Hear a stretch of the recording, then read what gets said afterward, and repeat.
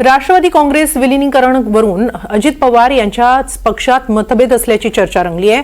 अजित पवार राष्ट्रवादी काँग्रेसमधल्या काही नेत्यांचं राष्ट्रवादीच्या विलीनीकरणासाठी समर्थन आहे, तर दुसऱ्या गटानं मात्र विरोध केल्याची माहिती सूत्रांनी दिली आहे। अजित पवार राष्ट्रवादी काँग्रेसमध्ये दोन्ही राष्ट्रवादी विलीनीकरणाला ज्येष्ठ नेते प्रफुल्ल पटेल तसंच प्रदेशाध्यक्ष सुनील तटकरे यांचाच विरोध असल्याच्या जोरदार चर्चा रंगतात। दरम्यान सुनील तटकरे यांनी या चर्चांवर काय प्रतिक्रिया दिली आहे ते पाहूया।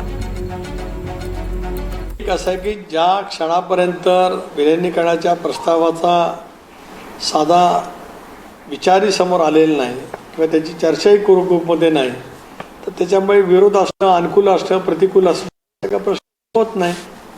फक्त मी सांगितलं की जो प्रस्ताव नाही त्यामुळे आज विलीनीकरणाचा प्रश्न नाहीच।